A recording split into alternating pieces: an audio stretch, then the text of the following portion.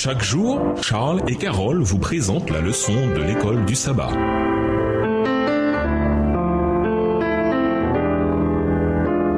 Bienvenue dans votre émission Dieu nous parle. Noir et sur de lundi. Lisons Exode 12, versets 1 à 20. Quelles instructions spécifiques Dieu donne-t-il à Moïse et à Aaron avant qu'Israël ne quitte l'Égypte? Exode 12 et versets 1 à 20. L'Éternel dit à Moïse et à Aaron dans le pays d'Égypte: Ce mois-ci sera pour vous le premier des mois. Il sera pour vous le premier des mois de l'année. Parlez à toute l'assemblée d'Israël et dites: Le 10e jour de ce mois, on prendra un agneau pour chaque famille, un agneau pour chaque maison. Si la maison est trop peu nombreuse pour un agneau, on le prendra avec son plus proche voisin, selon le nombre des personnes. Vous compterez pour cet agneau d'après ce que chacun peut manger. Ce sera un agneau sans défaut, mâle, âgé d'1 an. Vous pourrez prendre un agneau ou un chevreau. Verset 6. Vous le garderez jusqu'au 14e jour de ce mois, et toute l'assemblée d'Israël l'immolera entre les deux soirs. On prendra de son sang, et on en mettra sur les deux poteaux et sur le linteau de la porte des maisons où l'on le mangera. Cette nuit, on en mangera la chair rôtie au feu, on la mangera avec des pains sans levain et des herbes amères. Vous ne le mangerez point à demi-cuit ou ébouilli dans l'eau, mais il sera rôti au feu avec la tête,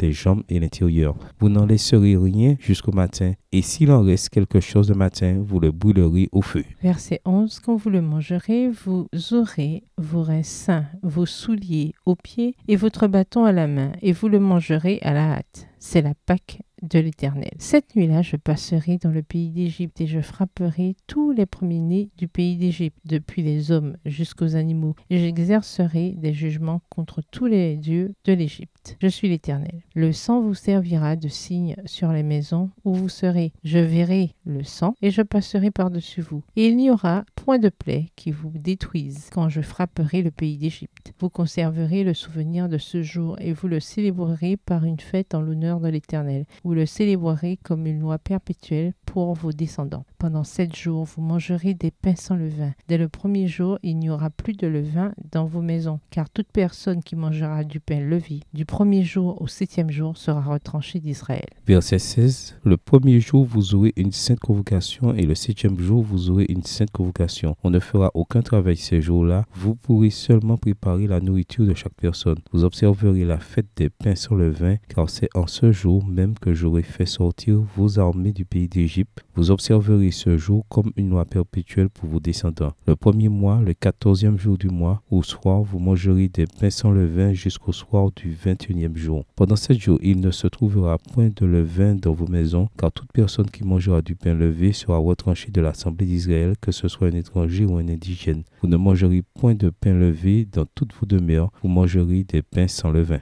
On pourrait s'attendre à ce que Dieu donne à Moïse et à Aaron des instructions sur la manière d'organiser le départ d'Égypte. Comment faire des provisions pour la fuite, notamment pour les personnes âgées, les mères avec des enfants en bas âge, les animaux, etc. Mais ces consignes sont plutôt surprenantes. Il leur dit comment célébrer la Pâque. Autrement dit, la priorité est d'adorer le Seigneur qui allait les racheter. Tout le reste suivrait en temps voulu. Chaque famille devait préparer un agneau sans rien en laisser. Chacun devait manger sa part, et si la famille ne pouvait consommer la totalité de l'agneau, il devait partager ce repas avec une autre famille. Lisons Exode 12 et versets 13 et 14. Qu'est-ce que le Seigneur allait faire pour eux quand la dernière plaie tomberait? Que symbolise tout cela? Exode 12, versets 13 et 14. Le sang vous servira de signe sur les maisons où vous serez. Je verrai le sang et je passerai par-dessus vous, et il n'y aura point de plaie qui vous détruise quand je frapperai le pays d'Égypte. Vous conserverez le souvenir de ce jour et vous le célébrerez par une fête en l'honneur de l'Éternel. Vous le célébrerez comme une loi perpétuelle pour vos descendants. La Pâque devait être célébrée régulièrement chaque année, pas simplement comme une commémoration d'un événement passé que Dieu avait accompli pour leurs ancêtres, mais aussi comme un accomplissement de la libération pour la génération actuelle. Ce devait être une expérience renouvelée pour chaque génération. Les versets 12 et 13 expliquent la signification de la Pâque. Le jugement divin de destruction passera sur les Israélites. Ainsi, ils devaient commémorer la Pâque qui se dit en anglais Passover. L'explication Passover est une combinaison de deux mots, pass et over, qui signifie passer par-dessus. Car la destruction passa par-dessus les maisons des Israélites dont les linteaux avaient été marqués par le sang de l'agneau, signe de vie et de salut. Le mot en français n'est pas aussi porteur de sens. En hébreu, le nom de la Pâque est Pessa et vient d'un verbe qui signifie passer par-dessus. La célébration de la Pâque devait rappeler à chaque Israélite les hauts faits de Dieu en faveur de son peuple. Cette célébration devait contribuer à protéger leur identité nationale et à sceller leurs convictions religieuses. Pourquoi est-il si important de ne jamais oublier le bien que Dieu vous a fait par le passé et de toujours croire qu'il vous fera encore du bien à l'avenir? Au revoir. Et à demain si Dieu veut.